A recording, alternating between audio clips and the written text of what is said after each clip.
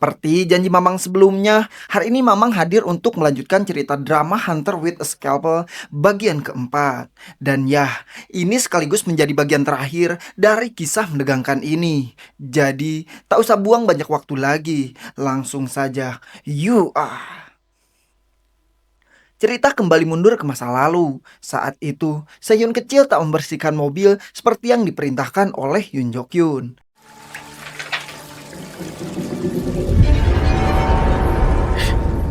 Karena hal itu, Gonse jadi tahu bahwa Yoon Jok Yun adalah sosok berbahaya yang sering menyeret Sehun ke dalam berbagai aksinya. Lalu, cerita bergerak ke masa kini. Tampak Chang Jin dan timnya sudah berada di rumah sakit. Mereka datang untuk menanyakan kondisi Sehun dan juga Jung Hyun. Menurut dokter, Sehun berada dalam kondisi stabil, namun berbeda dengan Jung Hyun yang masih berada dalam kondisi kritis. Tak lama kemudian, detektif Jin Woo dan anak buahnya datang. Mereka langsung bertanya soal insiden yang menimpa Jung Hyun. Jang Hyuk, yang dari awal sudah sangat cemas, terlihat emosional ketika menjawab pertanyaan itu. Ia merasa, andai saja Jin Woo sejak awal percaya dengan penyelidikan Jang Hyun terhadap Yoon Jok Yun, maka tragedi ini mungkin tak akan terjadi. Awalnya, Jinwoo belum yakin dengan semua tuduhan itu. Namun keraguan itu berubah ketika Suku memperlihatkan rekaman video. Dalam video itu, terlihat jelas bagaimana Yoon Jok Yun berusaha mencelakai Jung Hyun. Tepat saat Jung Hyun mencoba menyelamatkan Sehun. Bukti tersebut cukup kuat. Kapten Jong Soo pun langsung meminta izin agar timnya bisa kembali bergerak untuk menangkap Jun Jok Yun. Namun, karena belum ada bukti langsung yang mengaitkan Yoon Jok Yun dengan 3 korban sebelumnya, kepala posisi Jinre menolak permintaan itu. Dan justru meminta agar proses penangkapan terhadap Sehun tetap dilanjutkan. Jang Hyuk yang mendengar itu langsung naik pitam. Tanpa ragu, ia menentang keputusan Jinre. Menurutnya, harusnya Yoon Jok Yun yang lebih dulu diamankan. Ia merasa janggal bagaimana mungkin seorang pelaku menyimpan bagian tubuh korban di kamar pribadinya sendiri selama beberapa hari. Logikanya, itu terlalu beresiko, bahkan untuk seorang psikopat. Tapi, meski argumen Jang Hyuk terdengar masuk akal, kepala Jinre tetap pada pendiriannya. Perdebatan pun memanas, apakah mereka tetap fokus pada Sehun atau mulai mengalihkan penyelidikan ke arah Jokyun. Di tengah ketegangan itu, Chang Jin datang membawa informasi penting. Ia mengungkap masa lalu Jokyun yang ternyata pernah tinggal di kota Chonggun dengan nama yang berbeda. Dan lebih mengejutkannya lagi, dulu Jokyun sempat dicurigai terlibat dalam kasus Tong Biru, tapi penyelidikan saat itu terhenti karena minimnya bukti. Sementara di tempat lain, Profesor Kim terlihat gelisah. Ia mulai mempertimbangkan kemungkinan bahwa Sehun bukanlah pelakunya. Dan jika benar, itu berarti kesalahan fatal pernah ia buat. Profesor Kim sebelumnya menyalahkan Sehun atas kesalahan diagnosa kandungan obat Nam Seng Hyuk. Tapi jika itu bukan ulah Sehun, maka seluruh kesalahan akan jatuh kepadanya. Jun yang ikut terlibat mencoba menenangkan Profesor Kim. Ia menyarankan satu cara agar publik tetap percaya bahwa Sehun yang bersalah. Caranya yaitu menyuruh Sehun, rekan Sehun, untuk memberikan kesaksian palsu. Namun, Soyun menolak. Ia tahu betul Sehun tidak akan terlibat dalam diagnosa itu. Bahkan selama bertahun-tahun bekerja bersamanya, Sehun dikenal teliti dan tak pernah melakukan kesalahan besar kecuali di kasus Yong sebelumnya yang memang penuh kejanggalan. Mendengar penolakan itu, Profesor Kim pun naik emosi. Ia mengancam akan memecat Soyun jika tidak mau menurutinya. Kembali ke kantor polisi, detektif Jinwoo masih berusaha mengumpulkan informasi tentang Yoon Jok Yun. Salah satu anak buahnya datang dengan temuan baru. Dari rekaman CCTV, terlihat Sehun melakukan sesuatu yang mencurigakan di sebuah minimarket. Dalam video itu, Sehun tampak menyimpan sesuatu ke dalam sebuah lemari. Jinwoo pun segera pergi ke minimarket tersebut. Dan benar saja, ia menemukan sebuah buku milik Sehun. Karena dianggap penting, Jinwoo langsung menuju rumah sakit untuk mengonfirmasi hal itu. Namun saat itu, Sehun masih juga belum sadarkan diri. Di tengah kesadarannya yang mulai pulih, Sehun mengingat kembali masa lalu. Saat itu, kakaknya berusaha membawanya kabur setelah dia tahu siapa sebenarnya Yoon Jok Yun. Tapi Sehyun yang waktu itu masih kecil tidak bisa berbuat banyak karena rasa takut yang membelenggunya. Akhirnya, Sehyun pun terbangun. Ia langsung bertanya kepada perawat tentang kondisi Junghyun. Syukurnya, Junghyun sudah melewati masa kritis dan saat ini ditemani oleh Kapten Jongsu yang terlihat menyesal karena dulu dia tak percaya dengan peringatan Junghyun. Pikiran Sehyun kini dipenuhi rasa bersalah. Ia terus memikirkan bagaimana Junghyun rela mengorbankan dirinya demi menyelamatkan dia. Beberapa saat kemudian, Jinwoo datang. Ia butuh keterangan dari Sehyun yang sampai sekarang statusnya masih tersangka.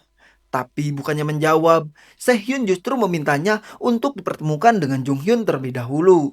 Jinwoo yang sangat frustasi kemudian menunjukkan buku yang ditemukan di minimarket. Ia kembali bertanya, berharap Sehyun mau bicara, namun Sehyun tetap diam.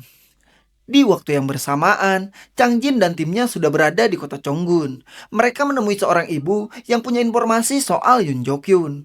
Menurut sang ibu, Yoon Jok-hyun memang pernah tinggal di sana dan cukup dikenal karena sering melakukan kekerasan terhadap pasangan-pasangannya. Si ibu pun kemudian bercerita bahwa Yoon Jok-hyun punya seorang anak kandung dan anak tiri perempuan. Istri-istrinya kabur karena tak tahan dengan perlakuan kasar. Sayangnya, sang anak perempuan itu kini tak diketahui keberadaannya. Mendengar semua itu, Chang Jin segera memerintahkan suku untuk menelusuri laporan KDRT lama yang melibatkan Jokyun. 은석이가 참 예쁘고 착했었는데. Kembali ke Sehyun di rumah sakit, Jinwoo masih terus menginterogasinya. Namun Sehyun tetap tak mau menjawab satupun pertanyaan.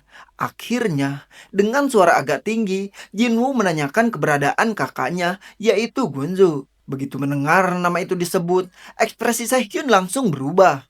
Ia menatap Jinwoo dan berkata bahwa dia akan menjawab semuanya tentang hubungan dirinya dengan Yoon Jok-hyun. Tapi ada satu syarat yang harus dipenuhi, yaitu Sehyun ingin menyampaikan semuanya di hadapan media. Merasa tak ada pilihan lain, akhirnya Jinwoo menyetujui permintaan Sehyun. Tak lama setelah itu, semua media pun diundang untuk menyiarkan secara langsung kesaksian penting dari Sehyun. Dengan tatapan yakin dan suara tenang, Sehyun berdiri di hadapan media. Ia tahu dirinya kini berstatus sebagai tersangka, namun ia memilih untuk buka suara, mengungkap semuanya yang ia ketahui. Dan dari sinilah sebuah pengakuan mengejutkan dimulai. Sehyun mengaku bahwa ia adalah anak kandung dari Yoon Jok-hyun, yaitu seseorang yang bertanggung jawab dalam kasus gelap yang terjadi di kota Chonggun, tepatnya kasus Tong Biru. Lebih dari itu, Sehyun juga mengatakan kalau kasus tersebut bukan satu atau dua saja, masih ada 5 bahkan 6 peristiwa serupa yang tak pernah terungkap. Karena Yoon Jok-hyun selalu berhasil menghilangkan bukti bahkan jasad para korban. Sehyun tahu ini bukan karena cerita orang lain. Ia melihatnya sendiri, bahkan saat masih berusia 5 tahun, ia sering dipaksa menjadi asisten sang ayah. Tugasnya yaitu membersihkan sisa getih dari mobil box tempat sang ayah bisa melancarkan aksinya. Bukan hanya itu, Sehyun juga tidak pernah diberi kesempatan bersekolah, tak diizinkan punya teman. Dunia luar benar-benar ditutup untuknya. Namun hidupnya berubah setelah sebuah insiden yang melibatkan kakaknya. Ia ditemukan oleh seorang pendaki dan akhirnya tinggal di panti asuhan. Disitulah hidup barunya dimulai hingga akhirnya menjadi seorang dokter forensik. Tapi masa lalu datang lagi saat ia melihat metode aneh dalam sebuah kasus yang terjadi di kota Yongchon. Metode yang sangat familiar, sama persis seperti yang pernah dilakukan Yoon Jok-hyun. Dari situlah Sehyun mulai merancang rencana. Ia memasukkan hasil laporan demi bisa menjebak ayahnya sendiri. Sayangnya, langkah itu justru menyeretnya ke dalam pusaran masalah yang lebih dalam. Dan lebih tragis lagi, Jung Hyun harus terluka karena keputusan nekatnya. Dengan tegas, Sehyun mengatakan, ia tak mencari empati, bukan pula ingin membersihkan nama. Tapi, ada sesuatu yang jauh lebih penting, yaitu ada seorang anak kecil bernama Si-eun. Anak itu kini berada bersama Yoon Jok-hyun, dan kemungkinan besar ia mengalami nasib yang sama seperti dirinya dulu, yaitu dijadikan alat, diperalat oleh seorang yang seharusnya melindungi. Sehyun pun memohon kepada publik, siapapun yang melihat seorang anak kecil berpakaian lusuh yang tinggal di sekitar mobil box segera dilaporkan, sebab mungkin itu adalah Si-eun. Kesaksian Sehhyun yang ditayangkan secara luas ternyata juga disaksikan oleh Yoon Jok Yun sendiri. Dengan sorot mata yang tajam, ia menatap Si-eun seolah menyimpan niat yang tak bisa dijelaskan. Singkat cerita, kondisi Jung Hyun akhirnya membaik. Saat Chang Jin dan timnya datang menjenguk, Jung Hyun langsung bertanya bagaimana keadaan Sehhyun. Chang Jin pun menjawab, walau Sehhyun sudah memberikan kesaksian, statusnya tetap sebagai tersangka karena belum ada bukti nyata yang bisa menjerat Yoon Jok Yun secara hukum. Meski pengakuannya sangat lengkap, itu semua masih bersifat testimoni. Namun Jung Hyun yang mengingat kejadian di TKP meminta agar mereka percaya kepada Sehhyun, terutama soal keberadaan Si-eun. Ia yakin anak itu memang ada, karena saat itu ia sempat melihat Sehhyun mencoba menyelamatkan seorang anak kecil sebelum dirinya diserang. Chang Jin dan timnya mulai menemukan petunjuk baru. Mereka bertekad akan mencari Si-eun secepat mungkin. Di sisi lain, kesaksian Sehhyun membuat gempar dunia maya. Ada yang percaya, ada pula yang meragukan. Dan seorang wartawan yang ingin mendapatkan berita eksklusif bahkan terlihat mondar-mandir di rumah sakit, berharap bisa menggali informasi dari Sehhyun atau bahkan menemukan jejak Yoon Jok Yun yang kini jadi buronan. Namun, petugas keamanan sangat ketat menjaga Sehhyun. Wartawan itu tak bisa menembus barikade polisi. Sementara itu di ruang interogasi, detektif Jinwoo kembali meminta keterangan dari Sehhyun. Ia ingin memperkuat kesaksian dengan bukti nyata. Sayangnya, Sehhyun berkata bahwa dirinya tak memiliki bukti apapun karena Yoon Jok Yun selalu ahli dalam menyembunyikan jejak. Namun, ada satu cara. Jika mereka ingin memancing Yoon Jok Yun keluar, maka penjagaan terhadap dirinya harus dikendorkan. Karena Sehhyun percaya Yoon Jok Yun pasti akan datang setelah mengetahui semua yang telah dibocorkan oleh dirinya. Namun, Jinwoo menolak. Ia menilai itu terlalu beresiko. Sebagai gantinya, Jinwoo berjanji akan mencari cara lain untuk menemukan keberadaan Yoon Jok Yun dan juga Si-eun. Di tempat lain, Si-eun tampak sedang menggenggam jam tangan milik Sehhyun. Jam itu dulunya diberikan oleh Jung Hyun. Ia teringat pesan Sehhyun kalau jam itu bukanlah jam tangan biasa. Dan jam tangan itu bisa digunakan untuk memanggil bantuan. Setelah memastikan Yoon Jok Yun sedang tidak ada, Si-eun pun mencoba mengecas jam tangan tersebut. Akhirnya, Sehhyun pun diizinkan bertemu langsung dengan Jung Hyun. Dengan perasaan campur aduk, Sehhyun menunjukkan sebuah buku masa lalunya. Di dalamnya ada foto kecil dirinya dan kakaknya yaitu Gonzo. Kali ini, Sehhyun menceritakan sisi lain yang tak disampaikan di depan media. Sisi yang menyimpan luka, trauma, dan kenangan tentang kakaknya. Meski masa kecilnya dipenuhi rasa takut karena melihat kekejaman yang dilakukan oleh Jok Yun, tak pernah disekolahkan dan tak pernah punya teman. Namun, Gonso selalu jadi cahaya di hidupnya. Kakaknya itu mengajarkannya tentang segalanya dan membuatnya tetap bersemangat. Sehhyun sangat ingin menjadi seperti kakaknya, ceria, pintar, dan selalu optimis. Sampai akhirnya, di hari ulang tahunnya, karena terlalu bahagia mendapatkan hadiah dari kakaknya itu, Sehhyun lupa membersihkan mobil box yang penuh dengan jejak atas aksi Jok Yun. Kesalahan kecil itu membuat Gonzo akhirnya tahu segalanya. Ia pun mengajak Sehhyun untuk kabur. Namun, pelarian itu gagal. Jok Yun mengejar mereka dan di depan matanya sendiri, Sehhyun menyaksikan orang yang paling ia sayangi dilenyapkan begitu saja.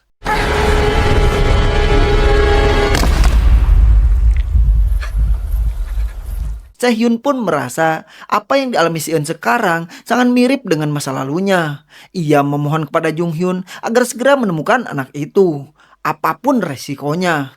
Jung Hyun dengan penuh empati berjanji akan melakukannya, namun di saat bersamaan tanpa ada yang menyadari bahwa Jok Yun sudah berada di rumah sakit dan ia menyamar sebagai seorang dokter. Dan ketika Sehhyun keluar dari kamar Jung Hyun, ia berpapasan langsung dengan seorang yang tak asing. Dan saat itu juga, Sehhyun menyadari bahwa dokter itu adalah Jok Yun. Mengetahui keberadaan Yoon Jok Yun di rumah sakit, Sehhyun segera menyusulnya dan langsung menanyakan di mana Si-eun berada sekarang.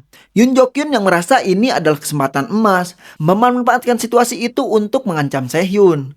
Ia berkata kalau Sehhyun tak mau ikut dengannya, Si-eun lah yang bisa jadi korban berikutnya. Meskipun dirinya sedang dalam bahaya, Sehyun tak lagi peduli dengan keselamatannya sendiri. Fokus utama dia hanyalah satu, yaitu Si-eun, dan ia pun menyetujui permintaan Jokyun. Namun, sebelum mereka sempat keluar bersama, petugas polisi keburu datang. Jokyun terpaksa kabur dan gagal membawa Sehyun bersamanya. Saat buru-buru pergi, Yoon Jokyun tanpa sengaja berpapasan dengan si wartawan yang sedang berkeliaran di rumah sakit. Alih-alih melapor kepada polisi, wartawan itu justru malah penasaran. Dengan polosnya, ia memutuskan untuk mengikuti Jokyun, berharap bisa mendapatkan berita eksklusif. Di kantor kepolisian, Jinwoo mengerahkan seluruh personel untuk mencari Jokyun. Ia menyebutkan bahwa mereka hanya punya waktu sekitar 72 jam. Karena ada kapal pengangkut barang yang akan segera berangkat ke luar negeri. Dan besar kemungkinan Yoon Jokyun akan kabur bersama itu. Dan kalau itu terjadi, kasus akan ditutup begitu saja. Dan satu-satunya tersangka yaitu Sehyun. Di tempat berbeda, Si-eun yang sedang kelaparan akhirnya keluar dari persembunyiannya. Ia mendatangi sebuah warung untuk membeli makanan. Pemilik warung yang sebelumnya melihat berita soal anak kecil lusuh yang dicari, langsung curiga bahwa bocah inilah yang dimaksud. Merasa terancam, Si-eun buru-buru kabur. Di jalan, si wartawan tadi tanpa sengaja melihat Si-eun. Dengan semangat tinggi, ia kembali mengikutinya. Hingga akhirnya sampai di tempat persembunyian Si-eun. Namun malang, saat sedang mengintip, tiba-tiba Yoon Jokyun datang dari belakang. Dan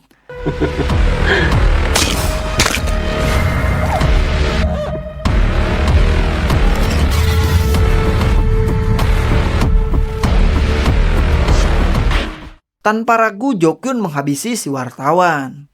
Cerita bergeser pada Sehyun. Ia kembali teringat masa lalu saat melihat kakaknya terluka parah dan hampir dilempar ke jurang oleh Jokyun. Dalam kondisi putus asa, Sehyun kecil berdiri di tepi jurang, berusaha untuk menghentikan ayahnya. Melihat itu, Yoon Jokyun sempat ragu. Dan dalam celah itu, Gonzu memanfaatkan kesempatan. Dengan sisa tenaganya, ia mendorong Yoon Jokyun yang akhirnya jatuh ke dasar jurang. Kenangan itu makin memperkuat kekhawatiran Sehyun. Ia pun kembali mendatangi Junghyun, memohon agar diizinkan membantu mencari Si-eun. Namun Junghyun menolak, karena alasannya cukup jelas bahwa Sehyun masih dalam masa pemulihan dan berstatus tersangka. Tak lama setelah itu, Junghyun menerima panggilan dari Changjin. Ada rapat darurat di kantor polisi. Kepala polisi Jinre ingin menyerahkan berkas Sehyun ke kejaksaan. Dengan kata lain, status tersangkanya akan segera resmi. Tentu saja Kapten Jongsu dan Changjin menentang. Mereka yakin pelaku sebenarnya adalah Yoon Jokyun. Dan kini, bahkan Jinwoo pun setuju dengan mereka. Karena ia telah menemukan alibi kuat bahwa Sehyun tidak berada di lokasi saat insiden terhadap Yeonju dan Minho terjadi. Namun, kepala polisi Jinre tetap bersikukuh. Baginya, bukti tetap mengarah kepada Sehyun. Saat situasi makin tegang, Junghyun masuk ke ruang rapat dan bicara tegas. Jika berkas Sehyun diserahkan kepada kejaksaan sekarang, itu artinya penyelidikan terhadap Yoon Jokyun akan berhenti. Ia pun meminta waktu dan berjanji akan segera menangkap Yoon Jokyun dan mengungkap seluruh misteri. Sebagai gantinya, ia siap mempertaruhkan jabatannya sebagai anggota kepolisian. Ucapannya itu akhirnya meluluhkan kepala Jinre. Ia menyerahkan wewenang penuh kepada Junghyun dan tim. Sementara itu di tempat berbeda, tiba-tiba Jokyun menyuruh Si-eun masuk ke dalam mobil box. Beberapa saat kemudian, ia keluar membawa pakaian milik Si-eun yang berlumuran getih.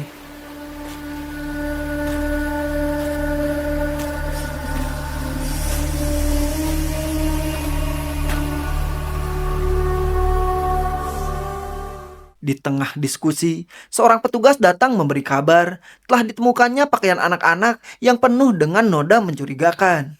Junghyun yang sempat melihat pakaian Si-eun langsung mengenalinya. Ia pun meminta agar pakaian itu dibawa ke divisi forensik Seoul. Kemudian Changjin segera bergerak. Ia menyerahkan pakaian tersebut kepada Soyun.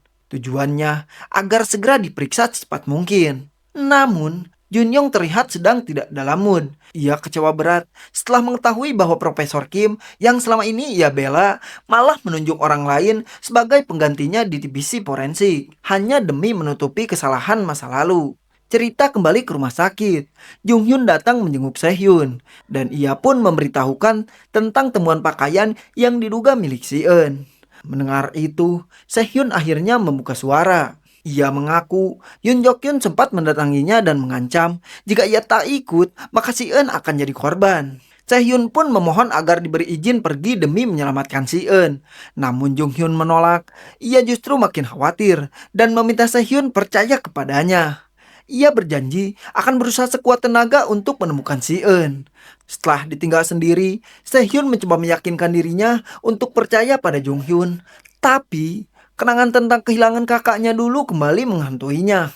Akhirnya, ia memutuskan sesuatu yang tak disangka-sangka.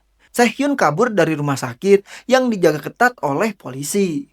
Sementara itu, Jung Hyun dan tim mulai menyisir lokasi tempat pakaian Si Eun ditemukan. Mereka bertanya pada warga sekitar satu persatu. Di waktu yang sama, Yoon Jok Hyun terlihat sedang menarik sebuah tong biru. Dan isinya, itu belum jelas, tapi kemungkinan besar isi tong biru tersebut adalah Si Eun. Lalu, Jung Hyun bertemu dengan seorang ibu warung. Ibu itu mengaku sempat melihat Si Eun dan memberitahu bahwa bocah itu menuju ke sebuah gudang tua. Tanpa membuang waktu, Jung Hyun dan tim langsung menuju gudang tersebut. Tempat yang mungkin saja menjadi saksi bisu dari akhir kisah ini. Sesampainya di gudang, Jung Hyun tak menemukan Si Eun. Yang ia temukan justru jasad wartawan yang sudah tak bernyawa.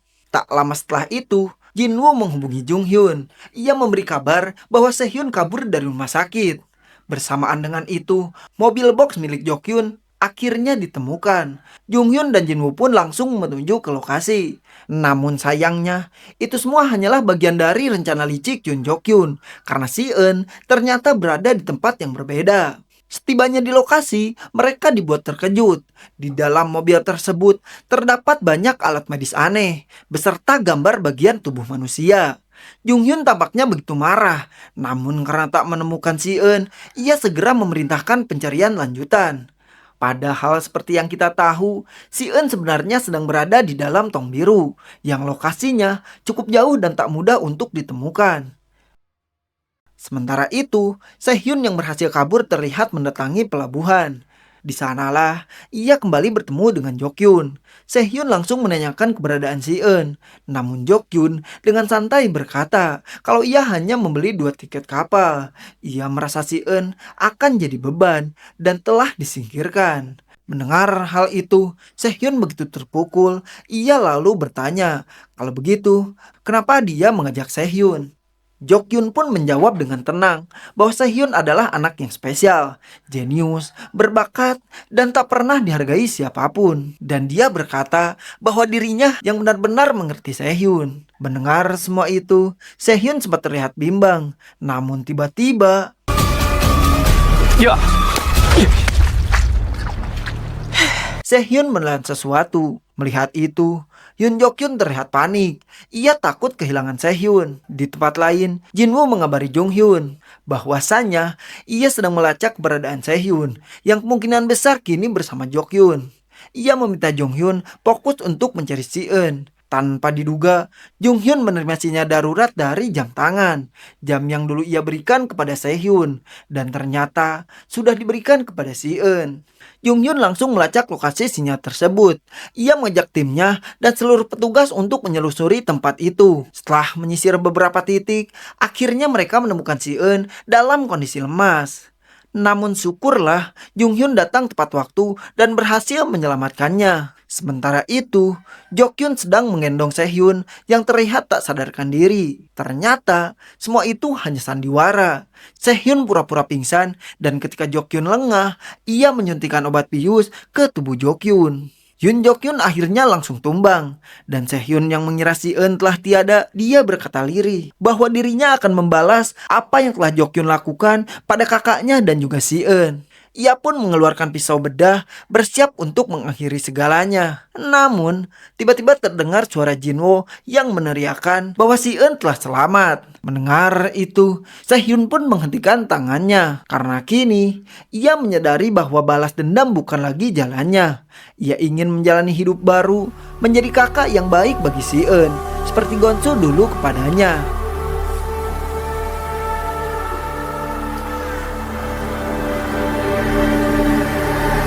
서해안 고속도로 인근으로 밀항선 선주를 조사하던 중에 Berkat kerja keras Jung Hyun, para senior, dan detektif Jin Woo, Sehhyun akhirnya dibebaskan dari dakwaan. Namun karena telah memasukkan laporan forensik, ia tetap menerima hukuman ringan. Jung Hyun terlihat kembali bertugas dan kini sebagai petugas lapangan. Ia baru saja menangkap seorang, yaitu Hong Ju, karena dia terlibat kasus pencurian. Setelah menyerahkannya kepada tim, ia kembali kepada kesehariannya. Meski pangkatnya diturunkan akibat tindakan disipliner, aneh tapi nyata, Jung Hyun justru tampak lebih bahagia. Dan ternyata, kehidupan barunya kini lebih dekat dengan Sehhyun dan Si-eun. Mereka bahkan membelikan seragam sekolah untuk Si-eun bersama-sama. 짠! 나 어때요?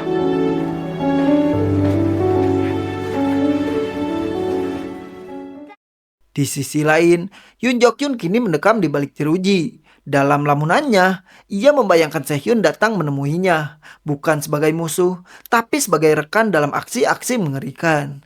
Namun tentu saja, itu hanya ada dalam pikirannya saja.